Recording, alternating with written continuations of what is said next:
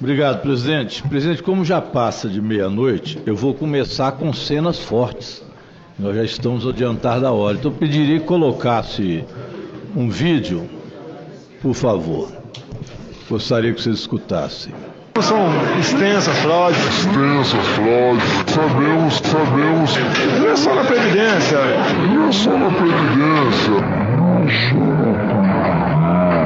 É um país que se acostumou com a fraude. E aí você tem um governo tão ruim, que as pessoas estão com fome, que as pessoas estão desempregadas, que as pessoas estão sofrendo, que as pessoas estavam morrendo na pandemia. E o cara chega pra você e fala que você falhou com ele porque não protegeu a família dele de investigação, de rachadinha. E no fundo, na verdade, aqui o grande problema é o medo da investigação chegar nele. Afinal, era gente ligada a ele. Eu pediria que colocasse, não coloquei isso à toa, o slide seguinte. Vamos lá.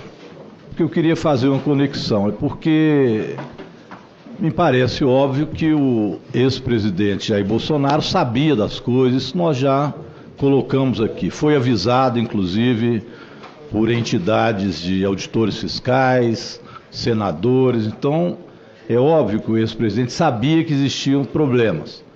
Mas não era só ele que sabia, não.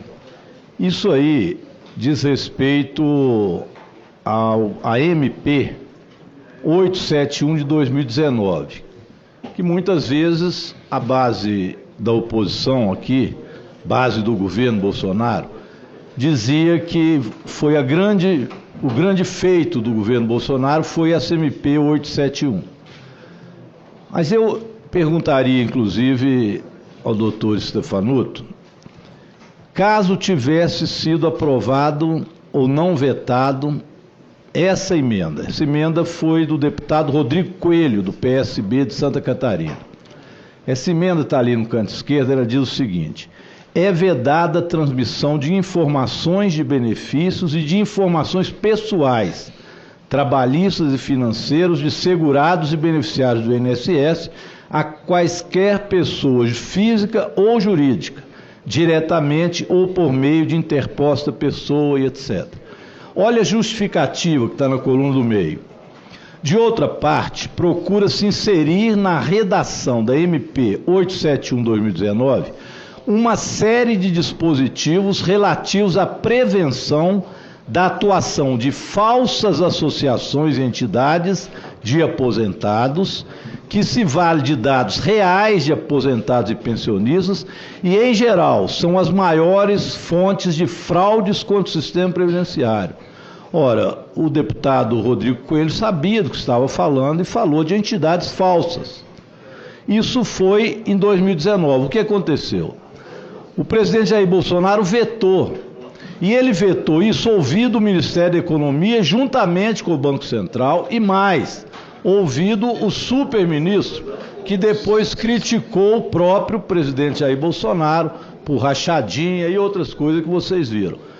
Portanto, o governo tinha conhecimento disso e esse já era um assunto onde um deputado faz uma emenda e cita falsas associações, porque isso já ocorria no INSS. Isso era 2019. É óbvio que não existe 2023 e 2024, senhor presidente, relator, deputados e deputadas, sem que existisse 2019, 2020, 2021, 2022 e assim por diante. E por que isso é bom de se lembrar? Porque quem exatamente meteu a mão no dinheiro dos aposentados foram essas entidades que o deputado Rodrigo Coelho já naquela época denunciava. Que entidades foram essas? AMBEC, Amar Brasil, Conafer. Não existiriam estas pessoas que Pimenta chamou de Golden Boys, por exemplo, Felipe Gomes, presidente da Amar, que nós vamos escutar aqui, com Ferrari, Porsches, etc., apreendidas na Amar. Não haveria Delacrode, caso esse Delacrode, que aliás era dono de empresa de biometria. Não haveria Américo Monte, Anderson Cordeiro, que são os chamados Golden Boys. Foi exatamente nesse período de 2019 a 2023 e depois adentraram 24 e 25 na continuidade da roubalheira. Veja, presidente, que isso não pode ser considerado algo que se começou agora, mas que já vinha de mais tempo e, evidentemente, essa roubalheira deu a eles as condições de ter tanta riqueza. Junta-se a eles Nelson Williams, Camizotti. Nelson Williams veio aqui, Camizotti não pode nem vir porque o próprio ministro do Supremo disse que ele não precisa nem vir. Está preso, junto com o Careca, que esteve aqui, mentiu muito também. Essas pessoas meteram a mão no dinheiro desses aposentados durante todo esse período. Se este veto não tivesse sido feito ou derrubado, eu digo derrubado pelo seguinte: fui ver quem votou pela derrubada do veto e quem manteve. A orientação do Partido dos Trabalhadores foi pela derrubada do veto.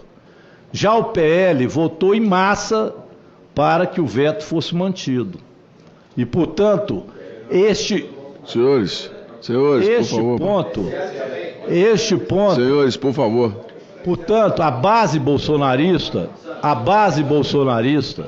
ela votou para a manutenção deste veto. Um veto que, evidentemente, se tivesse sido derrubado, não poderia haver repasses e etc. para esse tipo de entidade, que já eram chamadas de entidades fontes de fraude com o sistema previdenciário. Então, presidente, eu queria chamar a atenção de que essas questões foram levando a este acúmulo de fraudes nos recursos dos aposentados. Mas me passa aí posteriormente o próximo vídeo para a gente poder acompanhar um pouco mais esse raciocínio. Durante esse período, eu já mostrei esse gráfico, a gente vai ver que exatamente as entidades que de 2019 até 2022 foram as entidades, pode passar o próximo, as entidades que foram credenciadas nos ACTs, que mais cresceram do ponto de vista do que arrecadaram e também do número de filiados. Aquele gráfico, o outro, vai mostrar bastante bem este verde que está ali, que cresceu, que são as entidades laranja que estão lá ao lado, que tiveram crescimento e são exatamente as entidades que vieram e receberam os ACTs no governo Bolsonaro. Essas são as que mais acumularam e que levaram a esses Golden Boys a ter esse crescimento absurdo que tiveram agora. A pergunta que eu faço é essa ao Stefanuto, doutor Stefanuto. Esta emenda, se não tivesse sido vetada, daria condições de ter uma fiscalização maior em relação às entidades? Deputado, é muito difícil fazer exercício, né, futuro do pretérito, né? Mas qualquer ferramenta que pudesse ajudar, obviamente que mitigaria o risco de que a gente tivesse o que acabou acontecendo, ou pelo menos que a Polícia Federal tenha apurado junto com a CGU. Isso, é o que eu imaginei. Ou seja, alguma medida precisava ter sido tomada nessa época. Nenhuma medida foi tomada, a não ser uma medida provisória, onde houve um veto em algo crucial a ela, e uma medida provisória que, evidentemente, não resolveu este problema que nós vimos. Portanto, isso foi se acumulando. E se acumulou de tal forma que chegou-se a esses bilhões. Hoje, como que isso terminou? Com a medida que precisava ser feita e mais radical, terminar com qualquer processo de desconto dos aposentados. E não havia outra forma de fazer para acabar e cortar o mal pela raiz.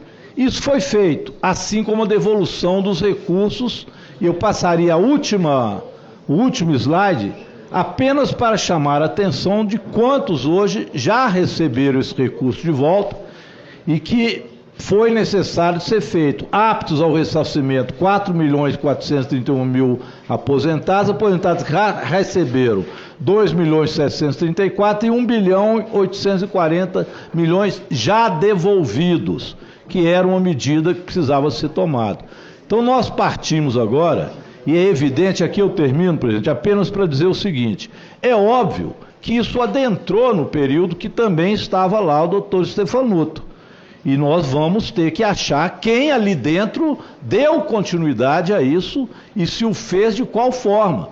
É evidente que Virgílio, André Fidelis, tem muito que vir aqui para responder junto com esses Golden Boys, que afinal de contas, esposa e filho ficaram evidentemente às vistas nisso. Agora, não adianta ficar procurando Excelência, cabelo e ovo, e aí eu termino. É óbvio que o Frei Chico não apareceu nenhuma palavra dele. Esse é o problema do bolsonarismo. Eles acharam que fazer uma CPMI, que fosse a CPMI contra o presidente Lula, uma bala de prata. E isso não cabe dentro da realidade dos fatos.